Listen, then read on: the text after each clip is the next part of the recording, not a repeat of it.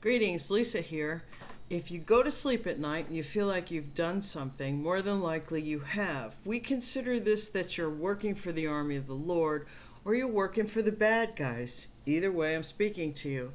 These theorems are based on Dolores Cannon's work, reading the Bible, and my own personal experiences. Now, when I talk about the Dreamtime stuff, we're talking you've been through your awakening, maybe the third or fourth time, and so you do meditation, and after you get through all the thoughts that ramble and you get to quietude, you start seeing colors and stuff in that third eye. You're operating in the Dreamtime, okay? Um, so a lot of stuff has been going on. Well, okay, so you guys will see this tomorrow, but I'm doing this the night after I've just worked. This morning I did that card pull, and I heard from a very famous man. He said, "Oh my God, Lisa, that card reading this morning just blew like shit has been happening, okay?" And then and you other tarot readers who read, you're reading this fucking story. This is big, people, and I'm not trying to be like. Anyway, stuff happened today, okay? Stuff happened, like these girls doing the magic, and stuff happened today. And here's what I'm coming out and telling you, because this way, when it happens to you, because we're part of a zoo, and they don't just work on me. And you guys got to remember, you're being attacked by a lot of people. So don't ever undervalue yourself, because you're one person fighting alone. And sometimes we hear you, like, can I say your name? Because someday these guys are going to come out. We're going to do something amazing. Can I say your name? I connect with Jake Gyllenhaal, and things have happened to me with my body, and he's always amazed that I'm still doing what I do. And I tried CrossFit for a while. I haven't done it. I'd love to, but I don't have the money for that right now. And I did CrossFit, but I didn't use weights. I just did the actions and the motions, and then they make you do crazy things, like sometimes I did do weights, where you walk with weights or you go back and forth and do movement with weights. And I think my friend Kimmy in Fairhope CrossFit, she, it's better to be strong, and CrossFit's just about doing a variety of movement with weight and keeping your body strong. And I can really testify to the fact that I believe exercise keeps you younger. It is the fountain of youth because it makes your heart keep pumping, which regenerates and oxygenates your skin and stuff. So it's good for you. And drinking lots of clean water. So basically, we as a collective are about taking care of planet Earth. And that's why I'm reading about the HAARP. I had this little thing happen. So evidently, whatever I did with the cards made stuff happen today. And I heard from Jake. He goes, "Lisa, I can't believe what the fuck's going on today." Now, I don't know. And you people have to realize, I don't have a TV. I hate the fucking phone, so I don't tap into the world really unless I get piqued by it. Like Serenity, like certain things. I'm very limited in what I view, and I don't really watch the news because I think most of it's fucking bullshit. So I work in a public concern, and I just monitor life by viewing it and being out there amongst people. And you can get a pretty good vibe of what the fuck is going on in the world. And you hear people talk and stuff, and so I take in, and then if it piques me, then I'll go figure it. I want to listen to that. Anyway, that's how I do the world. So, I have a letter. I'm so grateful for this. Can you guys, let's see if we get it focused. It's from Nick Begich. He doesn't go by doctor. I got a letter from the regular Nick Begich. Okay, so this was the note I wrote to him on a card, and I asked for permission if you want to look, and I gave him my address, but he's very clever. He cut off the address, my own personal handwriting, and taped it to the envelope, and then he put on the back, it says, permission granted per your request in the card. And I can't read the words, but it says, and I think that's his signature. Nick Begich. That's why I can't read the words. Anyway, I got permission to read the HAARP from Dr. Nick Begich. And he's one of the co-authors of this book, which, by the way, sir, I just want to tell you, I'm grateful for the information you all gathered, and I have heard from out in space, news from space, people have been looking up the references. So we have a collective who is interested in this information, because after all, it needs to be out there so young people at some point, we're just paving the way, and God is working from the inside out, and that's Dolores Cannon's. And as your psychic, when I was reading her books in the early 90s, and I read a lot of her books, it made me question faith. And I questioned her. There was, I had read 3 of her books. On the 3rd one, there was something she said, and I can't reiterate what it was. It's the sieve brain going on. It comes in and it comes out. But I said, I'm not reading this anymore. And then there was the challenge of faith and what's real and what's not real. So, Valiant Thor is the one who redirected me. As part of my awakening, I realized I am, and call me crazy, that's fine, I'm part of the United Federation of Planets. So, is it okay that I said that? Anyway, I've been up there since a little girl, and I can tell you stories you guys wouldn't believe. And truth, in some ways, is stranger than fiction, okay? Anyway, what's the point of this? I think I'm done talking about that stuff. I kind of channel things, people, so if I go and distract. Anyway, I've got permission to read this. Thank you, Dr. Nick Begich, and Jean Manning. I always want to say Jean Ann because there's an E at the end. Forgive me. Jean Manning.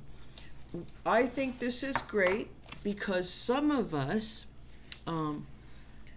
are old people who've been here many times and understand the use of energy. And for you guys out there, you kind of big schmo guys, you are too.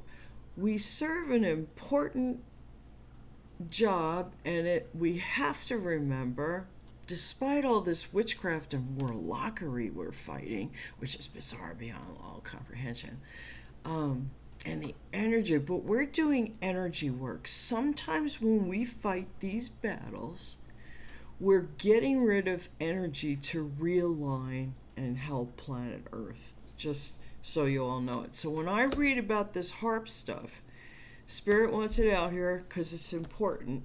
And like some of you might click onto something, and there it is, okay?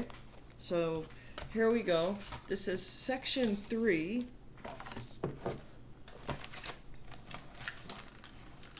Part 3. Okay, part 3. Electro paintings in the sky. Trying to pin these guys down is like nailing Jello to the wall. That's what we're fighting from the inside out, Dr. Begich and Miss Jean Manning. Anyway.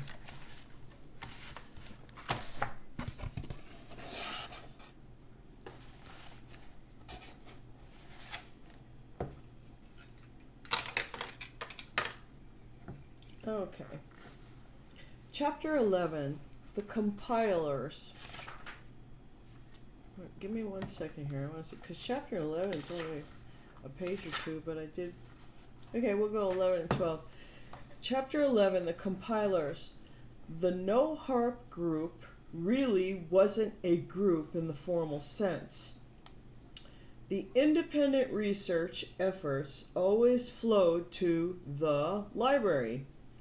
This was a floating set of documents which grew to more than 300 source items. The library was periodically copied and sent to trusted compilers across the globe, and was also moved from one person to the next depending on who was developing the most data and had the greatest need for the information at their fingertips at a given time. It could be said that the No HAARP members, each acting as their own independent collection points, were a living internet. Each person could continue to operate even if some researchers dropped off the project. The military presented a challenge to researchers in the way they handled information in weapon development projects.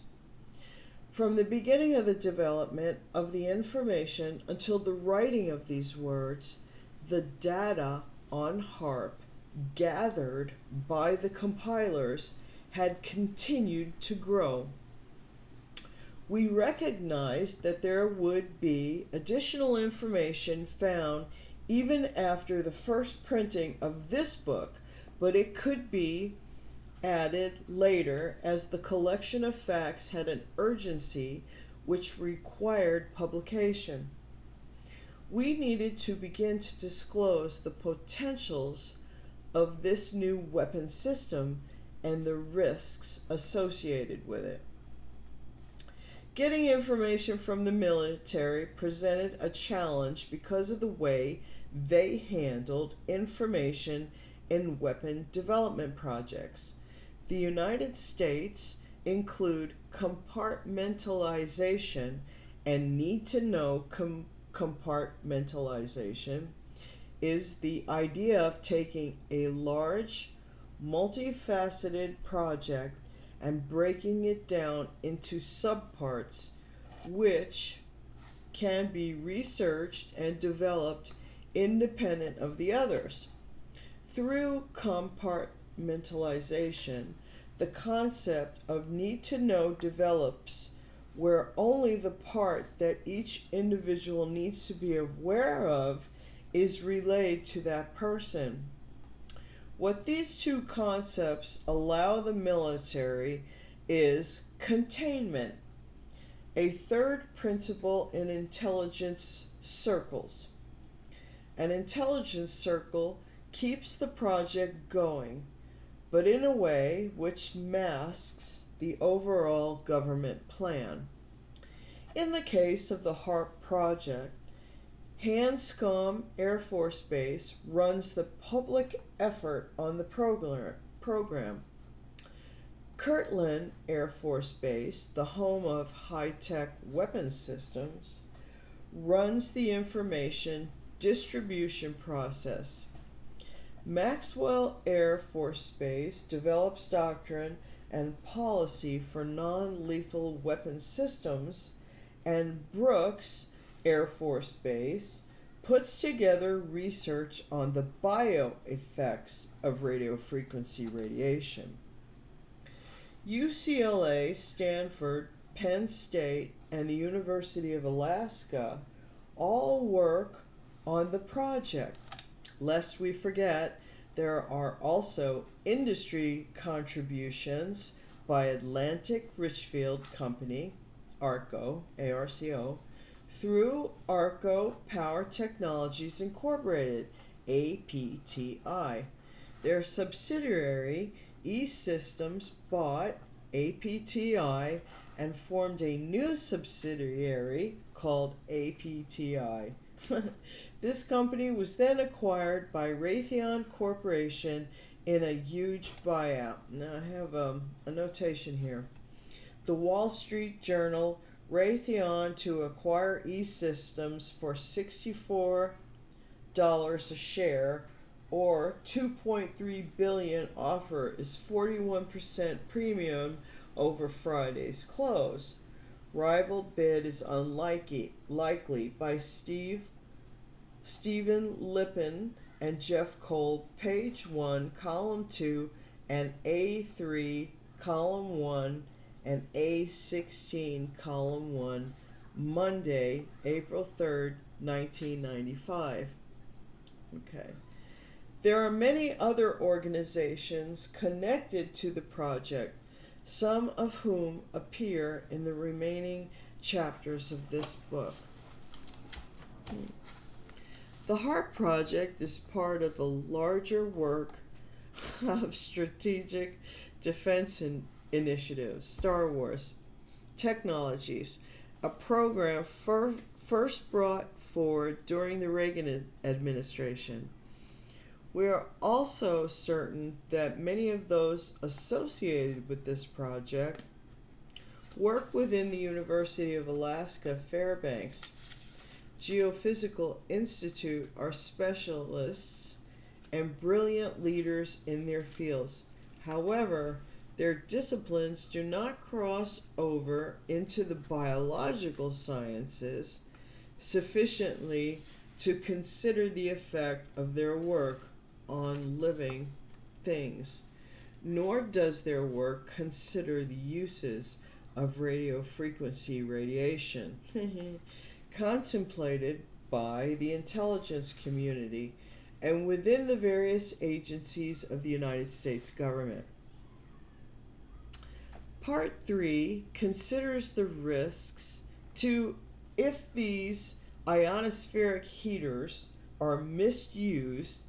It explores the use of radio frequency for mind manipulation as a weapon system, as well as those DoD applications described in the HAARP records. The information presented throughout this book, it is hoped, will stimulate people to approach their government projects with the same healthy skepticism research effort. The people whose stories were told in the first section of the book are scientists, researchers, and very ordinary people who had the will to cause change in the world. This part of the book is the work of the compilers in weaving together the tapestry of information developed over what has become years of effort on the part of many. This is the story behind the story of HAARP. So that was chapter 11. And chapter 12 starts what they say. And I think I might stop and just do 12. And we'll go on it little by little. I have had a long day today. Should we keep chapter 12 to itself and quit here, Spirit? Spirit said it's good. So we know we're going on to the next part of the compilers. Interesting. Thank you, Dr. Begich, for sending me permission. I will be ever grateful. We're ever grateful that you wrote and participated in this book. It's useful for us. What do you want me to say, Spirit? I know you got something. There are many people on planet Earth who do operate in this 5D realm that I'm talking about, and it is basically the dream time. I don't know, I'm not a scientist, but I do know dream time for basic humanity is we go to sleep and we dream, and our body's healed, we're renewed every day, and spirit can get in there, and there's dictionaries on symbolism for your dreams. So if you start recognizing your dreams, spirit will tell you exactly which way to go. And technically, we're supposed to have these dream times, and that's how we get moved on. These energy weapons really do manipulate energy and some of it is used in not a good way. So it's been disruptive for a lot of people's sleep. And when we talk about energy vampires, these are truly people who have learned how to draw energy from other beings. And so if you wake up and you don't want to be those one anymore, you're probably in part of dealing with this battle. So, and the basic battle, is we're here to heal the planet, because look what they're doing with the weapons, okay? And I'm not going to go, I can tell you all the physical things they do to me, and I don't want to go there. Anyway, I hope you enjoyed the reading. I did have a rant and a diatribe to give, but I'm really kind of tired. You know what? I enjoy doing this, so remember, a lot of you are friggin' amazing. Thank you for being my friends, and have a good night, folks. Bye now.